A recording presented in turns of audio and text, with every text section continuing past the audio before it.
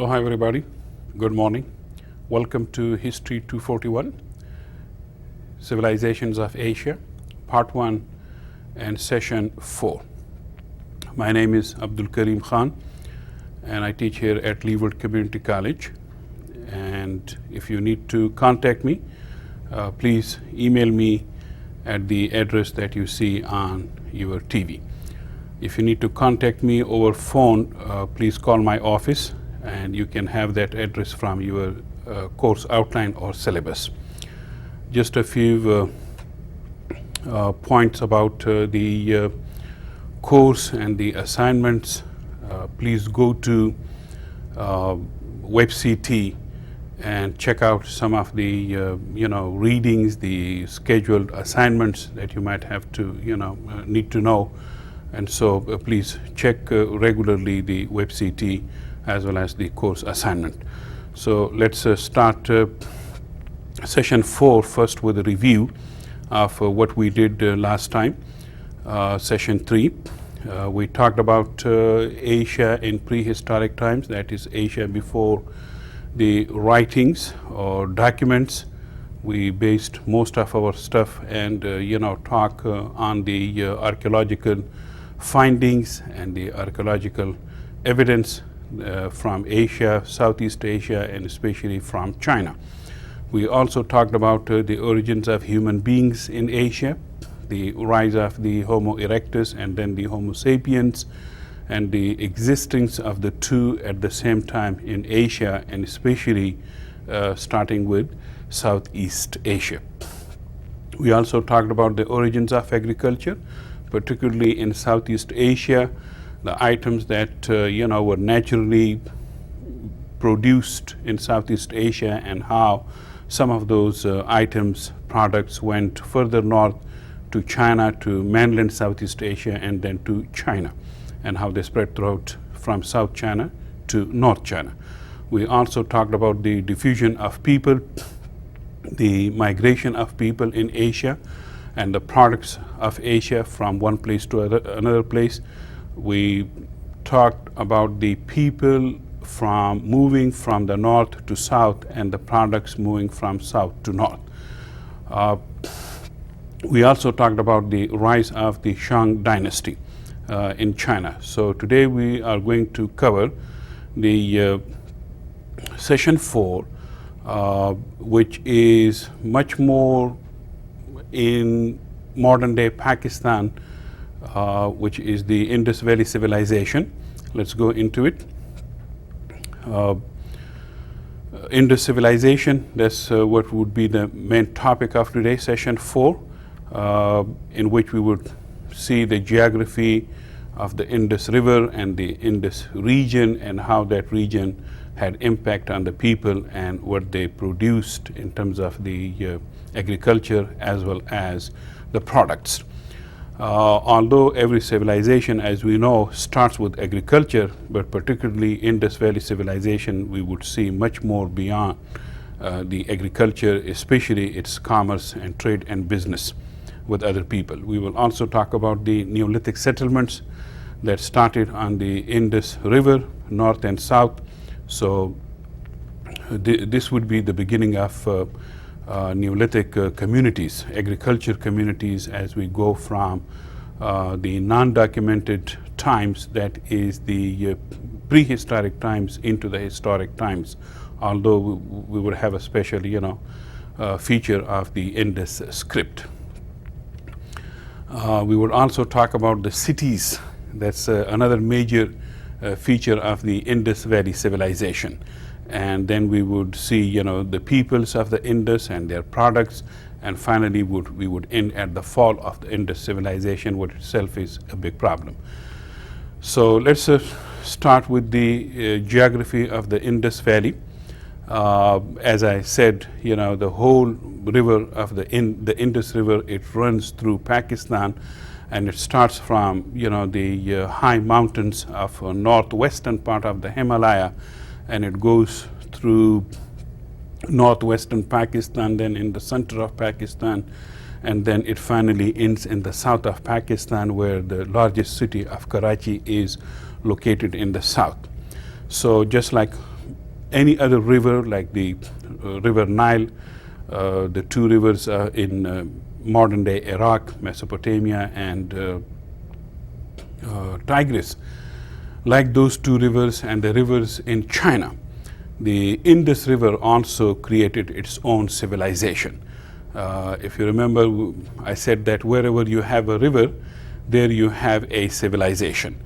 Now, rivers and civilization, they go together. And the reason for that is very obvious, that civilization cannot live in deserts, they cannot live in Siberia or North Africa in the Sahara.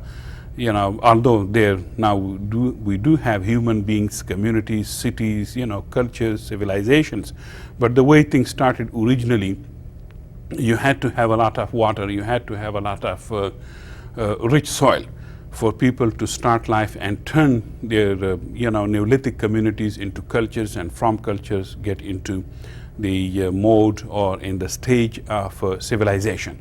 So that's the reason civilization in India had to start on a river, and this is the beginning of the Indian civilization or subcontinental civilization in the subcontinent of India and Pakistan. So this whole civilization now, it is in Pakistan. One thing that I should make clear, I would say Pakistan, but don't be confused so much if other books or other scholars, they call it you know, northwestern India. Which is also true. Pakistan came into being in 1947, but this civilization, you know, thrived 2,000 years before Christ. So at that time there wasn't any Pakistan or any India, but the fact is that the river Indus, the name of the river Indus, gave birth to the name of the place India. And so that's the reason we refer to it as, and more in terms of Indian civilization. But later on, when we talk about the Indian civilization, also keep in mind that we do not talk about the Aryan civilization. I mean the Indus civilization, we talk about the Aryan civilization. Let me clear that confusion. It can be sometimes very confusing. First, we see the rise of the Indus civilization, which was or created on the banks of Indus River, and that river and that civilization, the archaeological foundations, they are now in Pakistan. However, later on, we would see the rise of what we call it the Aryan civilization. That would be the Indian civilization. So keep that difference in mind, and let's go into it. The Indus River, as I said, starts you know, in the northwestern part of the Himalaya, and it goes through the center of Pakistan and the south of Pakistan, and there, you know, it created a wonderful civilization of its own, with its own signature, with its own, you know, unique features that this civilization or this river produced. Let's see the Indus geography. As I said, the river Indus is born in the glacial heights, the snow-capped mountains in the north of Pakistan or northwestern part of the Himalayas. That is the birthplace of the Indus River. And some of these mountains like Karakoram, which is usually referred to as K2, amazing, 28,000 feet high. I've been to those places and just spectacular, places. The scenery is just unbelievable. There is a place which doesn't seem to be like the origin of the river, a great river as Indus is. But that place, it looks like a stadium. It looks like a completely plain ground upon which you are standing, and there is nothing, above there. You don't see any peak. You do see peaks in the distant horizon, but when you stand there, that's like the top of the roof. This is also a place close, on the border of Pakistan and China, where you get to China on the Khunjrab Pass, and this whole area slowly and gradually it melts down. dripping down, and it making its own streams, and then eventually, as they go further down the steps of the Himalaya, northwestern part of Himalaya foot steps, there you see the rise of a magnificent river called the River Indus. And so the upper highlands, they're just unbelievable. There's nothing but snow and snow and snow, and rough, tough mountains, but that ruggedness is just spectacular, and you want to just stay there, although staying there is very difficult. So back to the monitor, the Karakoram K2, height, the 28,000 feet high, and this is just only one mountain and one peak. There are so many of them, and then these great, wonderful glaciers that they produce, the River Indus. Now, as I said, when you are there, you see the River Indus just divided into streams, and these streams, as you see it right here in close to Skardu in Pakistan, these streams go and make a little bit bigger mountain in the north, and as other streams flow into it, then in the center it becomes a huge, big, very, big river. The Indus River also, somewhere in the center of Pakistan, it meets 4 other major rivers, and so they become 5 rivers at one point. And these 5 rivers create their own land called the Punjab. Panj in Sanskrit and Urdu, it means 5, and Ab means river. So that means the land of 5 rivers, or the land of 5 waters. Let's see these rivers.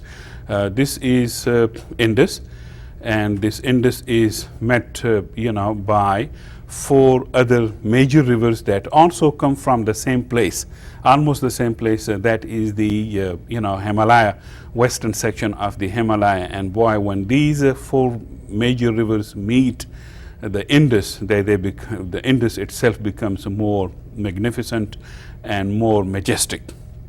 So this area that you see on the monitor with the 5 rivers flowing through, this is called Punjab, the land of 5 rivers. And this area produces the Punjab province, which is known for bumper crops, agriculture, a lot of prosperity, and of course a huge, big population compared to other provinces in Pakistan.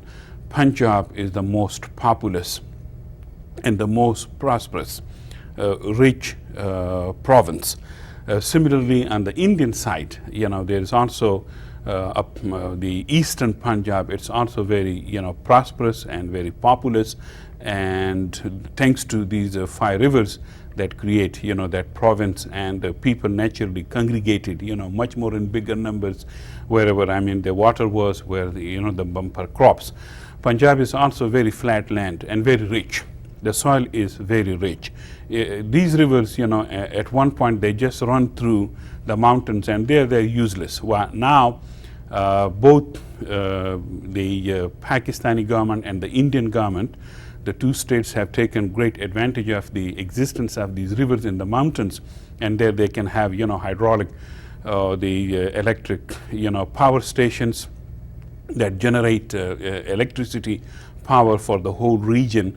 And they're just very useful now in the mountains as well, even though they cannot produce much agriculture. So in the mountains they generate power, and in the plains they generate products, agriculture products, and that's how the 2 nations, India and Pakistan, are so lucky to have all these great rivers. Let's move on to the Punjab. As I said, it's a very fertile land, produces bumper crops, a lot of population, a lot of fertility, and there the Indus produces its own civilization. Without Indus, you could not have this civilization, just like without the Nile, you could not have Egyptian civilization, or without the 2 rivers in Iraq, the Tigris and Euphrates, you could not have the ancient Mesopotamian or modern Iraqi civilization. Now, the Indus agriculture, naturally, just like at any river, agriculture was made possible here in the Indus Valley. And this place became, one of the first places on planet Earth that gave, bumper crops with a little bit of help, from human beings. As early as 7000 BC, people could produce wheat, barley, millet, as well as rice. Rice, because the land is very fertile, very rich, very flat, and a lot of water, and that is why you can have bumper crops of rice. Close to about 3000 BC, there you see settled agricultural communities on the two banks of the river Indus. These communities would produce their own cultures way beyond the Neolithic cultures, and these villages, communities would turn into wonderful cities and commercial towns. As we see everywhere in the world, first you have, just a few communities and settlements. These settlements turn into highly organized villages, and from the villages, slowly and gradually you get cities. As society moves from nomadism and they become settled, there you see close to the settlements or on the settlements you see the rise of villages. I use the term village because it is in the village that the primary work or activity of the people is always agriculture. So villages, they go, with agriculture. And later on, as these people find out, how to grow whatever they can grow naturally at that place, from the village life, agricultural life, they also move into the city commercial life when they start, selling their items to other people within the region, within the country or outside the country. So that's how from nomadic state or stage, human beings everywhere, they became settled on the banks of a river or wherever there was, good amount of river and good soil. And so from that stage, we see the rise of the villages. And from the villages where agriculture is predominant activity, from there we get into commerce, trade, and business, and you see the rise of, thriving business. So that's how it happened also on River Indus. From agriculture communities, we get commercial cities, commercial towns, where you see a lot of buying and selling. Let's move on into the presentation. The Indus civilization is also called the Harappan civilization. As early as 2300 BC, before Christ. So 2300 years before Christ, you see the rise of what we call the Indus civilization, and some people also call it Harappan civilization. It's called Harappan civilization because the first major cities, one of the first major cities that the archaeologists excavated in 1920s, especially starting with Sir John Marshall. Because of that city, the name of the city Harappa, the civilization also became known as Harappan civilization. But more people, they refer to it as Indus civilization. This is the Indus civilization is the world's third major civilization made possible by a river. Third major civilization, third only after the Egyptian civilization, made possible by the river Nile, and the Mesopotamian civilization made possible by the two great rivers Tigris and Euphrates. So here Indus civilization, Indus river producing its own Indus civilization, the third major civilization in world history. Here you see on River Indus hundreds of agrarian and urban centers or towns or even cities. As we go later on, we would find that. So it's very commercial civilization. It's a civilization of cities, none like any other civilization. It's just called the civilization of cities because most of the settlements that they have found, they are cities, and I would show you why they are called cities and not villages. Cities primarily where, as I said, cities where the main activity is trade and business. It does not mean that they don't do agriculture activity, Basically, they sell, their surplus crops to other people in the near vicinity. Crops, agriculture products, these are perishable goods. Carrying them long distance is not possible, so whoever is in the close vicinity, they would sell them. But Indus Valley civilization, their products went beyond commercial, exchange, beyond just not only the agriculture products, but they sold other items that I would show you down in the presentation later.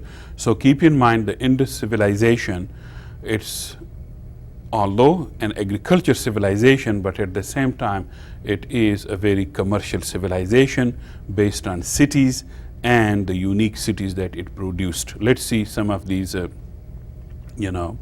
cities, Indus cities. Some of these cities are spread over 1,000 miles, north and south in the modern day country of Pakistan.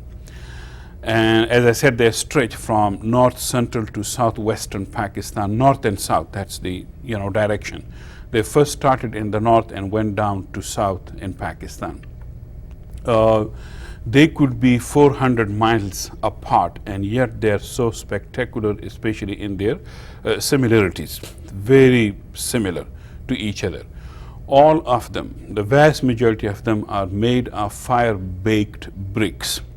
This is the first civilization that invented the brick and used it on such a huge, big, massive scale that you don't see any places. In this civilization made of mud, most of the cities are made out of bricks. Now, even today in, modern times, mud has been, mud and mud walls that have been the primary sort of construction in the region. So you would see a lot of houses in modern times made out of mud walls because they cannot afford bricks. They're very expensive, and so this is very easy to make a wall or the whole entire house, home and villages made out of mud walls. But this civilization, as I said, none like any other. It's a unique civilization made out of cities and cities made out of bricks. The stone is not much in use, and for a good reason, because it is located in very plain area, way away from any mountains in the region. So that's why stone use is very limited. So they, came up with inventive, very unique solution to replace stone and make, sturdy bricks, all baked by fire. Now, this had its own consequences, bad consequences for the people later on, as we will talk about. So let's see some of these cities and how they were built. Now, there is a unique feature of this civilization, and that is the use of the grid plan. On the monitor that you see, the grid plan, that is from a modern town in Florida. The plan is the same, the grid plan. Not many cities even today are made on grid plan, and as early as 2,000 years before Christ, look at the Indus people making their cities just on the grid plan that we use now almost everywhere, not really everywhere, but in most modern cities. So there would be these streets, wide streets going from north, south, or east, west. For some of them like going for a mile, long, and on the sides of these wide, very wide streets, roads, sort of, you see on the two roads you see the cities built. Then there are inside the city smaller streets, very straight and all made of paved and made of brick. This is a unique feature of this civilization, which you won't see in the other civilizations, for example the Chinese civilization, or for that reason the Iraqi or the Mesopotamian civilization or the Egyptian civilization. Egyptian made great, wonderful, pyramids, wonderful columns, wonderful homes, but for, the pharaohs, the rich, and, the fabulous people. But this civilization was for everybody. The only difference that we can tell from these homes, who was rich and who was poor, most scholars believe that those homes that were 2-story or 3 stories high or maybe more, they belong to the rich people, with huge, big, spacious courtyards, running water, every home having its own private bathroom that we'll talk about. So depending how large the house was and the number of stories that it had, that would show the status of the person who owned it. So low-income people, so to speak, the poor people, the artisans, the workers, the peasants, they may not have 2 or 3 stories building. They would have just 1-story building, and that would do it for them. So let's go on, move on to further. I mean, look at these streets, how straight they are. And you might have noticed between this, somewhere in the middle of the street, you see this white type of a strip. Now, this is an underground sewer, drain, and the height is just like a, human height, maybe 4 or 5, this street. This is the street, and here is this white strip. This is an underground drainage, as high as a human being, so they could go underground and clean it if they needed it. This is just amazing. Another amazing thing about this street is you should notice that here are these houses, and here are 2 homes, but only these houses, their doors would open to the street, to this street, and the doors of these homes would open to another street on the right. And similarly, these homes right here that you have, their doors would open to another street. So this was a unique technique to control traffic. This is just unbelievable. Think about it, the traffic control there.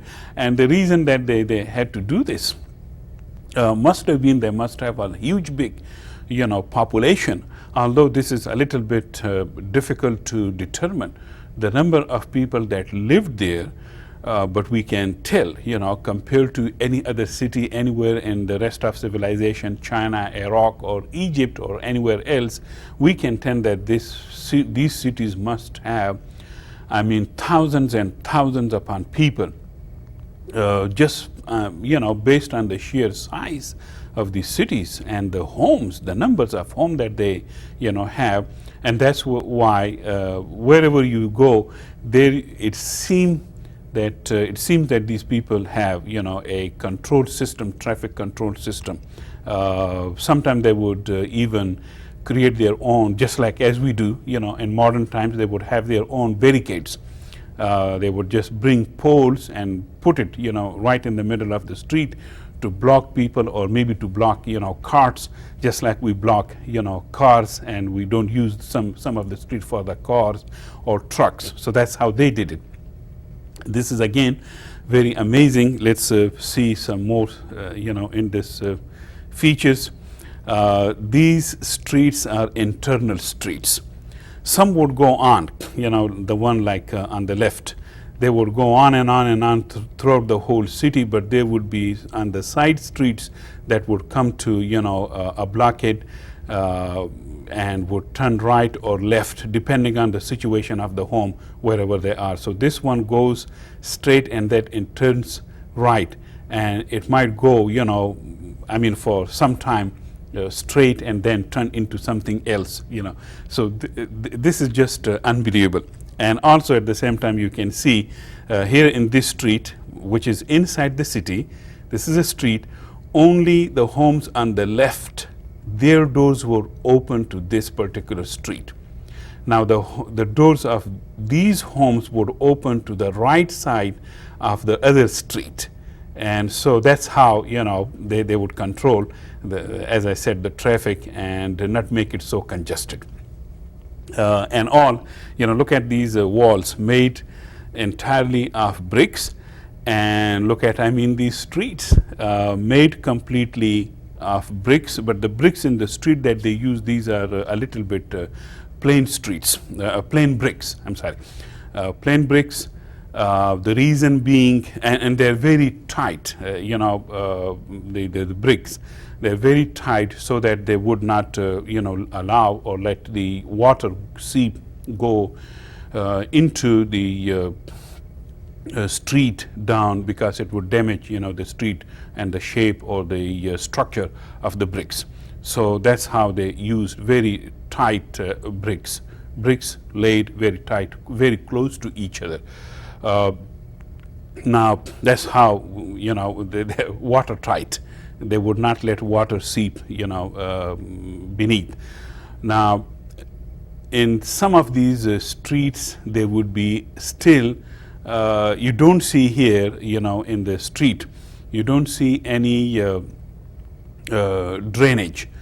Now, you know, if you go to modern cities, believe me, I've seen a lot of them, you know, in the same place, you know, where the Indus civilization is located. And modern cities made like, you know, in early 20th century or 1950s or even 1960s, boy, some of the, you know, the streets, they have open drains. And you know, sometimes they overfill into the into the street, and you walk, you know, children even play there. But that's you know, I don't know why they cannot cover their drains. Maybe it takes a lot of work to clean them later on, because you have to, you know, uncover the bricks over them. But these streets, they have underground drain and all covered. So each and every street is used for two purposes. Number one, it's a street people walk over or walk into, and underground there would be a wonderful, you know, huge big sewer or drain going for miles and miles and miles, as long as the street is. So let's see some other features of the Indus cities. As I said, you know, some stories are 2 or 3 story, you know, homes, or 2 or 3 story brick, made all of brick. And almost every home, just like today, every home has a walled courtyard. That is, I don't know who started it and where it started. Some courtyards, even in modern cities, in villages, they're open. But these ones were walled, enclosed, and part of the compound, where people would get out of their rooms and sit, as they do today, and sit in the courtyard, protected from, you know, passerbys, eyes, or, you know, they have their own privacy, the courtyard. And so each and every house, it has its own walled courtyard. Let's see some other features. Amazingly, this civilization has public baths. Every city, if not every block, you know, maybe 2-3 blocks, you know, away, you would have a public bath. And you enter from both sides. You can enter, or maybe enter from one and exit from the other side. And here too, the plan, the bricks, they are very watertight, very close to each other, and the reason is not to allow the water seep and go down and damage, you know, the floor. Think about it. I mean, it's like a huge big swimming pool, you know, if you ask me. And not even modern, you know, cities in India, Pakistan would have these facilities for people of having public baths. Now, this is a public bath where everybody could go, you know, and they swim or take shower, you know, whatever they want to do. For children especially, you know, of the block, in the community. They could come and swim and have their fun. The reason you have so many public baths, because Pakistan, especially where the Indus Valley cities are concentrated much more in Punjab and Sindh, those two provinces very hot, particularly in summer, and summer starts very early on, something like May. Even born and raised in the northwestern part of Pakistan as I am, I'm not used to hot weather. And when I go there in March or April, which should have been a fine spring, but that spring is hot for me. So from that, you can imagine when you get to end of May and the start of June, you just boil. It becomes so hot. That could be one reason, because being so hot that area, here you have public baths, for the children, for the community, for people to come and jump into and enjoy in a place like that, hot place like that. So this is public bath. Then a lot of homes, most of them, they would have their own private baths. Let's see some of the public baths, private baths, and how they would work. Here, what you see is a small well. Well, it's not that small, but a well, and made. I showed it to my producer, and he said it looks like the shape is like a heart. It's not really the shape of a heart, but you can call it. It is the shape of the leaf of what is called the peepul tree.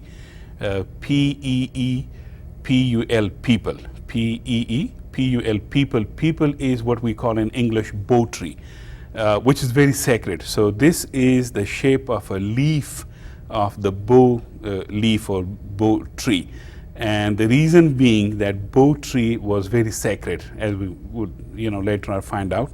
So that's how it looks like a heart and the bow leaf, very sacred.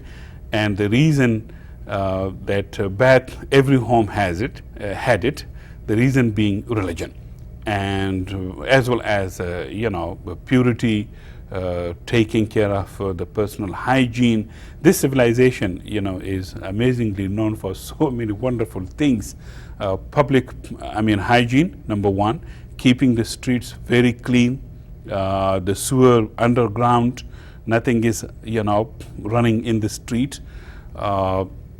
There are public, as I said, public baths that people could come and clean themselves, enjoy the time in hot summer. And then inside the house you have public baths. Let's see what they did so far the drainage is concerned. All these and they also had water wells. Water is very easy to create your own well inside your own home. It's very easy because the level of water there is very high. So that's why making a well or digging a well in Punjab is not a big problem. As you go in the northwestern part of the Pakistan, there it becomes a big problem. You go for hundreds of feet down, you won't get water. But here, because the table of water was high, that's why everybody could afford an easy water well right inside their own home and very clean water. Most of these baths and toilets, they were drained through underground sewers, and you are looking at one of them right here. This is an underground sewer, and boy, it's huge and big, and we don't know where it, they must have excavated some part of it, but we don't know where it goes. However, they have the excavators, the archaeologists, they found a strange thing, a feature of the drainage, that they drained them miles away from the city. Let's see some other features there. On the left side, you can tell how deep is this, and then this drain is further taken to another drain, which the gentleman is holding the measuring yard, And so this drain would be, would carry the drainage from homes, and it would be emptied somewhere else. You can see from this height of the, the drainage, how tall and big the drainage is, so that they could go inside people and, clean it if they need to clean it, and then, maintain it. So a lot of cities, they suffer from the problem because they cannot maintain their drainage system, properly, and it creates a mess, in the entire city when they're blocked. And it takes, a lot of money, especially these days. It takes a lot of, manpower, and a lot of technology. But I think they had a simple way of doing things, just sending a person. Now, this also created later on, as we would see, in the Indian civilization, its own class of people. That is classifying people or turning people into classes based on the nature of work. So, like in modern days, whoever works in the toilets, their status in the society is unfortunately not as high as, they deserve for the hard work that they do. I wish they would be paid more. Those people who clean toilets, who keep the city clean, cleaning and maintaining the sewers of the city. I wish they would be paid a little bit more and respect more, but unfortunately, that's what it is. In India, those people today who clean toilets, who clean, the city, sweeps the streets, they are relegated to a very, very low status, which is sometimes called the untouchable. Meaning, if you touch them, you yourself would become sort of unpolluted, and hence, you keep your purity, yourself pure by not touching them. Otherwise, you would become polluted, and that's how it's called untouchable. The whole class. So, although it's a very tough work, and not that everybody would like to do it, that's why I wish they had a better pay and better status that goes with this tough work. Okay, let's see some more features of the Indus civilization, especially the cities. Now, as I said, these sewers, they were emptied miles away from the city, so that they would not make any mess or smell or create any other problems. Now, there's another unique feature of the Indus cities. Public cemeteries and septic tanks, they are located miles away from the city and completely in opposite direction of each other. If the sewer is emptied somewhere in the septic tank in the north part of the city, the public cemetery would be in the south of the city. So that's an amazing thing, and the reason I'm saying it's amazing, for those times, and how these people took care, of their hygiene, public hygiene.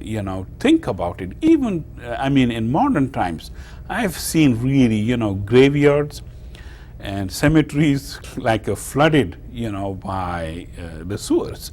These drains that come out of the cities, and then somehow, I don't know how they end up, in the cemeteries. I've seen cemeteries, very much located some dumpster even, or garbage, collection area or dumping area.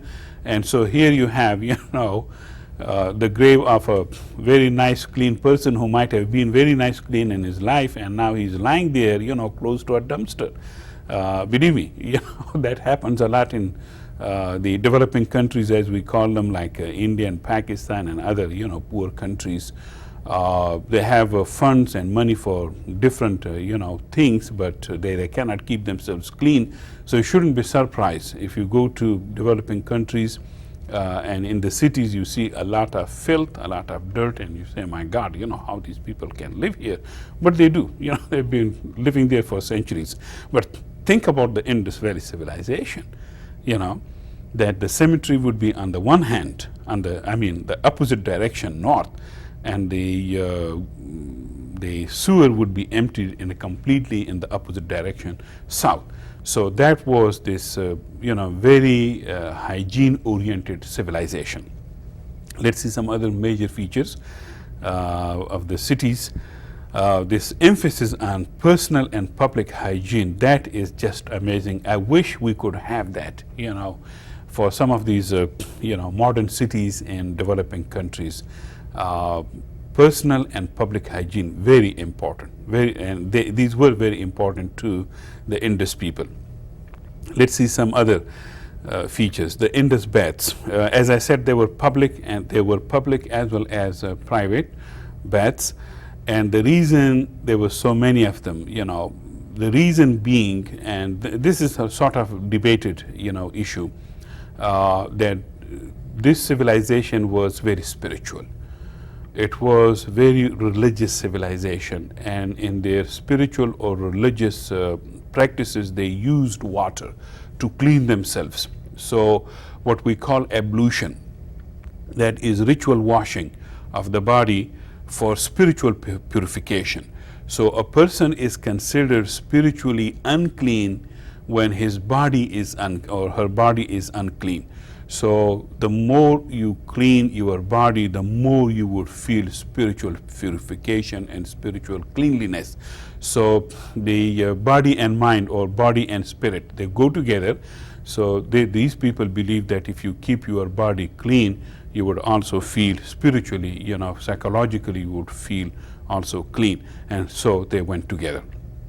This is another reason that we think that most of these public and private baths were religious or spiritually oriented, because even today we see that a lot of Hindu temples, they have water tanks, and some these mosques, Muslim places of worship, they also have water tanks, because both these religions, they use water in their ritual washing. Later on, we would, when we get to Islam and Hinduism, I could explain that more. So because of the spiritual and religious, reason, you have much more the use of water, and many more public and private baths had to be created.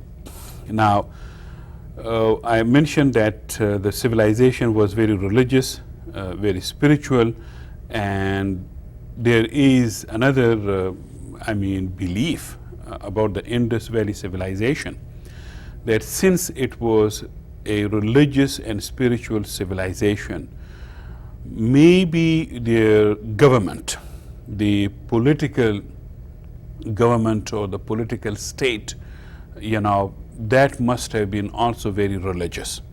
And it could be just the religious authority, that kept the cities and homes so clean, because cleanliness was part of the religion, part of, the general life.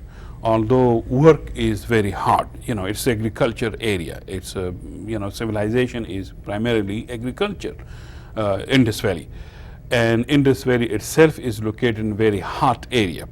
So, physically one had to be clean. If they, wanted to maintain that cleanliness, they had to use water. But at the same time, this is how spiritual or religious reason or demand or need was fulfilled for people to be cleaned. And that has given, sort of birth to this belief that this civilization was spiritual and religious civilization. That is why its government must have been or could have been in the hands of religious authority. So the king could be not a politician, but he could be a priest, a religious person. A religious leader could become a political leader, as we see it even today, both in Hinduism, Islam, and different other religion, Christianity and Judaism, that the person is primarily a religious person, a religious leader. But that religious leader becomes a political leader and takes the control of the economy and politics and the guidance of the overall guidance of his people. So that's how this civilization, Indus Valley civilization, is believed to have been in the hands of religious authorities, and that could be another reason that the religious authority could easily put together a government which was similar everywhere. And that's why, if you look at the nature, the structure of these cities, all cities in the Indus Valley civilization, more or less all of them, they look the same. The same homes made out of bricks, the same clean, inside, baths, toilets, clean and drained into, major sewers taken away from the cities, miles apart, and all that. And so it could be just the religious nature of this civilization that, required people to be clean, required people to be, good in hygiene, public hygiene. So that's how, this theory has sprung, that this government could have been much more a religious government, religious authority, and it is only in the religious authority that things are much more similar, because religion does not allow many more changes, many more variations or differences. So that's why, things are so similar in the Indus Valley civilization. Let's move on into some of the Indus symbols and see what they were. The bow tree is believed to have been very sacred for these Indus people. The bow tree, which is called people, P-E-E-P-U-L, people, is also a tree which is, sacred in the later on religion that arose in this area, like Hinduism, Buddhism, and Jainism. Buddha is believed to have received his enlightenment, sitting under for a long time under a bow tree.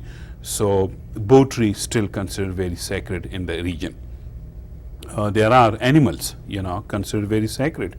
The bull or ox or cow, in modern day India, if you go and you find cows running around and cruising around in the streets of cities, and sometimes they cause, even accidents, don't be shocked, because a cow, is considered to be sacred. And so these people, the Indus people, also considered bull as a sacred animal. Let's see some other animals. Unicorn. I had a debate with my unicorn with my producer. He said no, there was such thing as a unicorn animal, and I say it's imaginary. So we would see, I don't know, you could do your own research on this, that was there really a unicorn, and he said that just today we don't have these rhinoceros or dinosaurs, but they were, once upon a time they were there, and I think he's right. Who knows? So unicorn, elephant, tiger, rhinoceros, most of these animals were, sculpture were made of them, and images were made of them in rocks and mud, made of mud and stone, whatever material was easily available. However, there is one thing that scholars point out, that horse is missing in this sculpture. That's an amazing thing.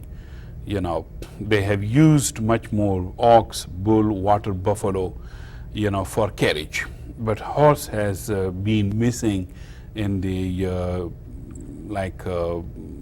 in sculpture or in drawing or whatever. They could, anybody could make a horse or like a toy. They have other toys, but not horse.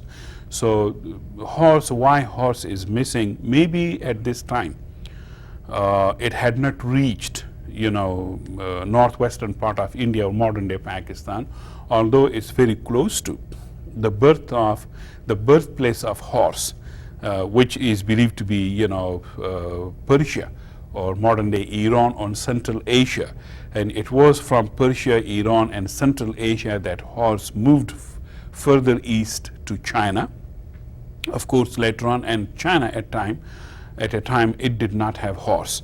Similarly, it later on moved into the Middle East, and now the Arabian horses, they are very famous, but horse was not the product of Arabia. It was much more a camel, rather than a horse. Then horse moved to Europe later. And it was the Europeans who took horse, especially, Christopher Columbus, to the New World, to the America, South Central America. Although now we cannot imagine, a Native American or American Indian without a horse, but there was a time, that is before 1500, before the coming of Columbus to the America, there were no horses, available to the American Indian, and they had never seen one. And that's why when they saw the Europeans and riding on these, four-leg, huge, big, animals, they could not believe who was who. They had never seen a European person, so they believed that these were, deities, gods, unbelievable. And they had never seen a horse, so they couldn't believe, what that horse was. And that's why some of the Native Americans or American Indians, they started calling it big dog. The only thing was that this big dog neither could bite nor bark. But they thought it must have been, a different type of a dog. So let's see some other products and other items of the Indus Valley civilization. Here are some more images. Elephant, tiger, rhinoceros, unicorns. Let's see some other stuff from the Indus Valley civilization. One symbol, a very important symbol called Suasti, which in Sanskrit it means well-being. Can you imagine what that symbol would be? Suasti, which in Sanskrit, that is the religious language of India. It means well-being. Now, that is what in German is called Savastika.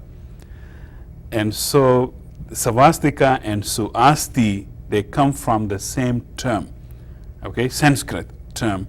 So, in Sanskrit, we call it Suasti. In German, it's called Savastika. It's the same, term. And it's the same symbol. It's the same symbol. Cross twisted on its hand, on the right hand, right direction. Now, don't be surprised if I tell you that this symbol, which you watching on TV, this could be 2,000 years older than Christ. That was produced 2,000 years before Christ. So it's amazing, and it was used as a symbol of good luck, as a symbol of well-being, peace and prosperity.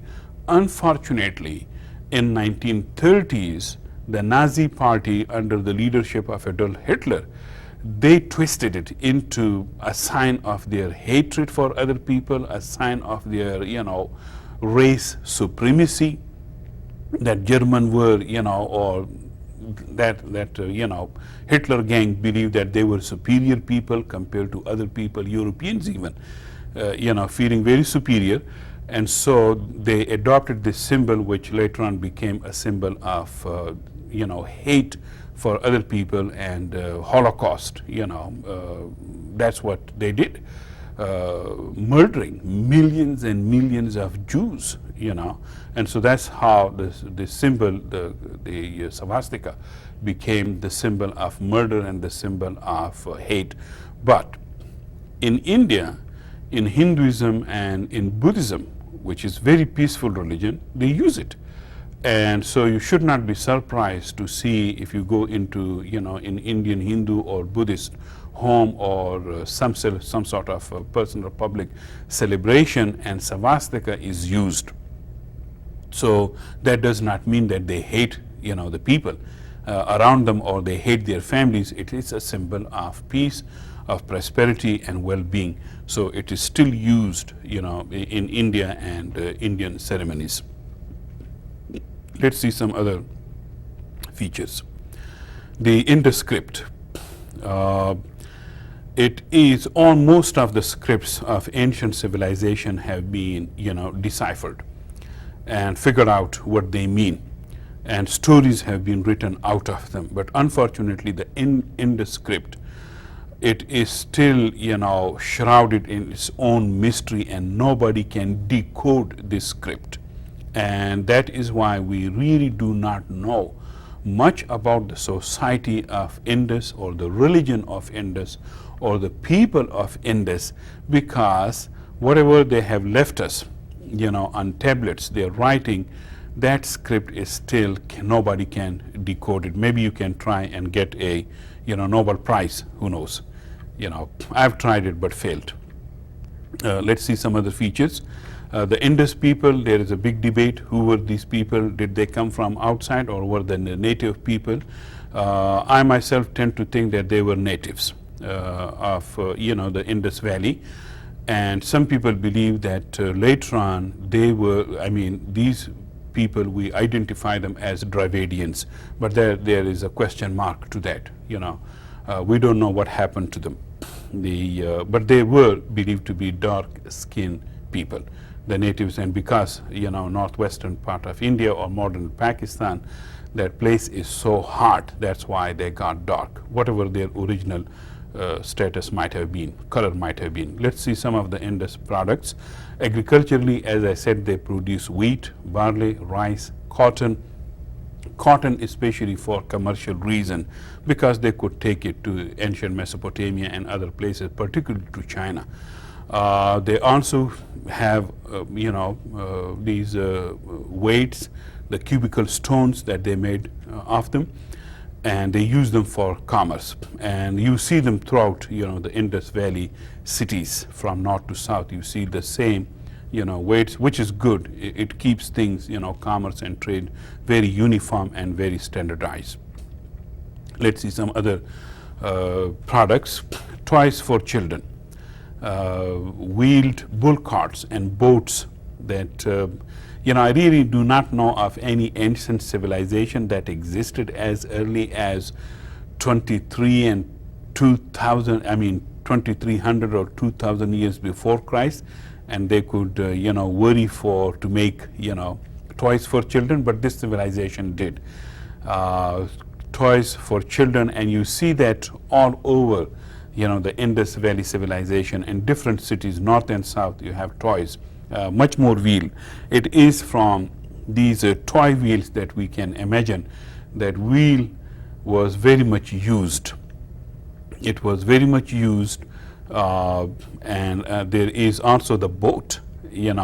Both were used, of course, one for land communication or commutation, and the other for sea or ocean. Both were used. Let's see further some figurines. There is this very strange thing, an aspect of the figurines that the Indus Valley civilization people produced.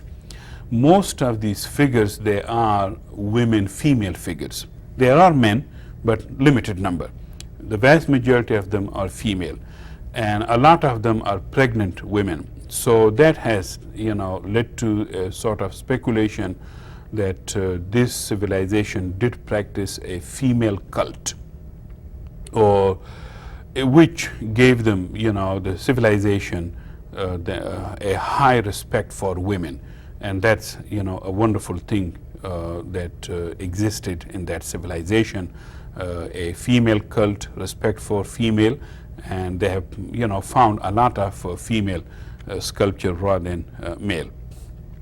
Let's see some other sculptures of bull, and there is one, this one is a monkey. This is a charging bull. This is also a bull, but to me it looks like something else. You figure out what that thing is. But this one, I know this is a monkey clinging to something. Let's see some other items. Jewelry, bangles and necklaces that you see. Made of copper and silver and some other jade, and precious stones. Let's see some other stuff.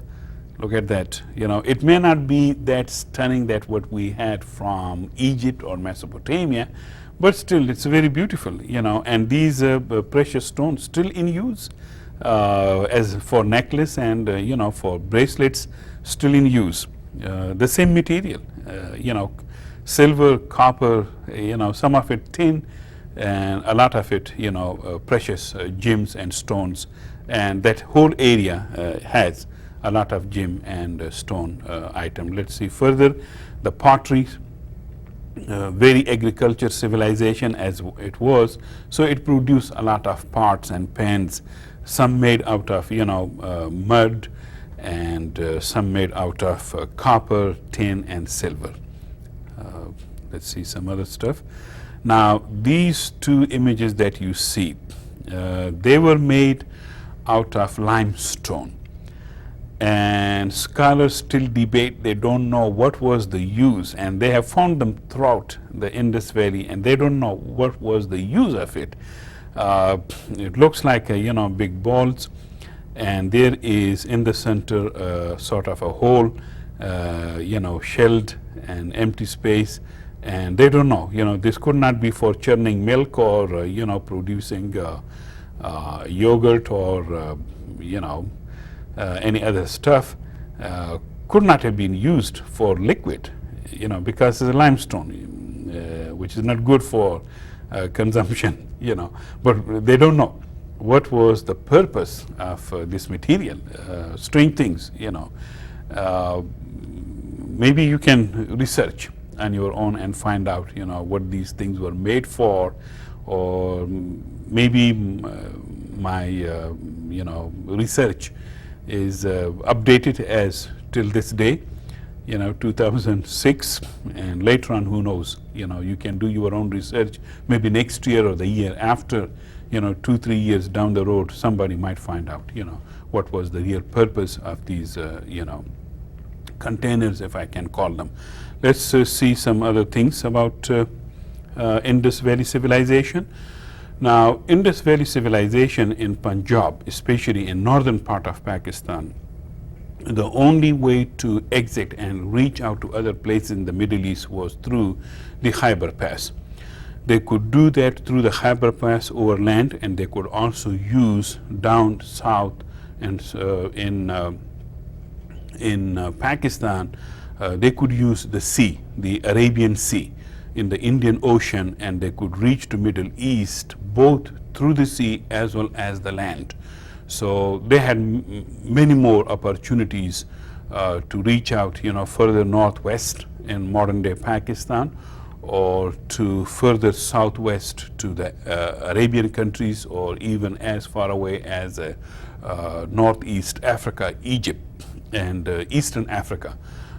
Just recently, a very good book came out, and it traces items from Mesopotamia further east to India, and from India further north, Pakistan further north into northwest into Persia or Iran and Afghanistan.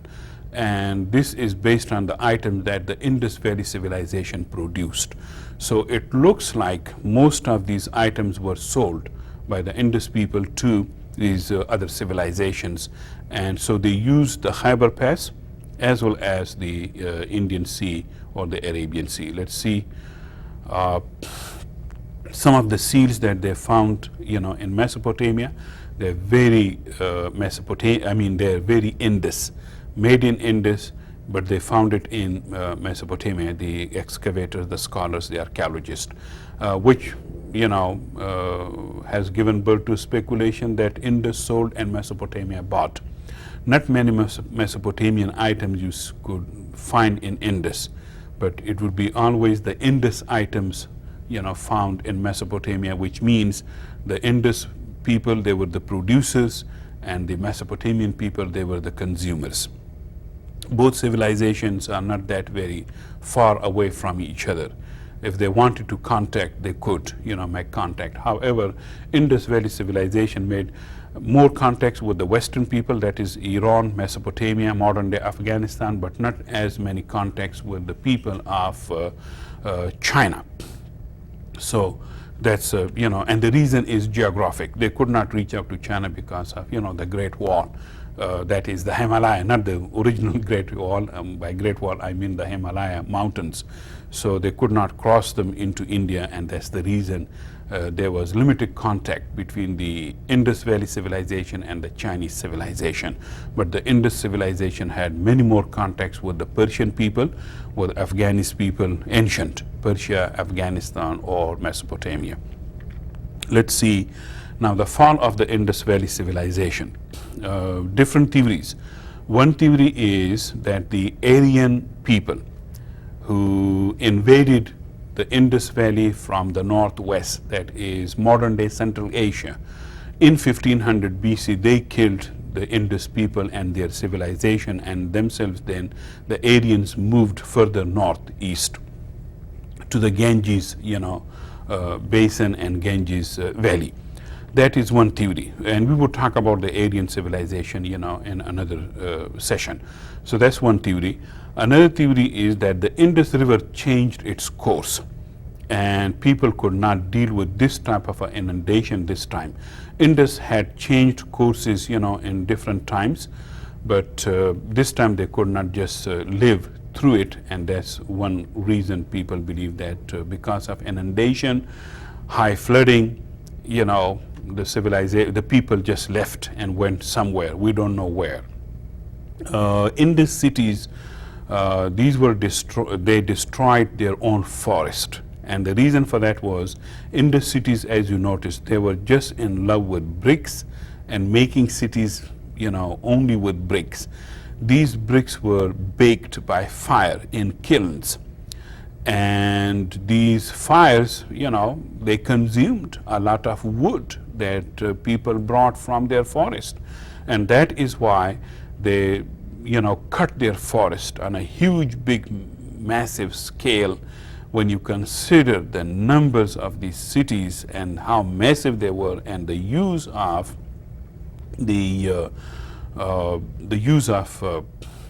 brick in it, so that could be, and so they brought about upon themselves a sort of environmental disaster, and which forced people to leave the area, and they immigrated somewhere else.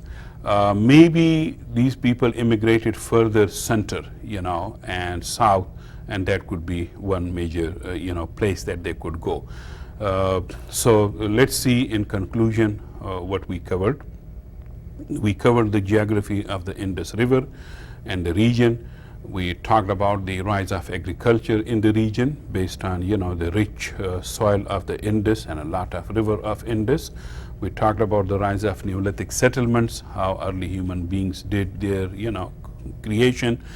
We saw the development of cities, and there's a lot of speculation about the fall of the Indus Valley civilization, and you could do your own research on it, how this whole civilization collapsed, and the collapse was very sudden, all abrupt.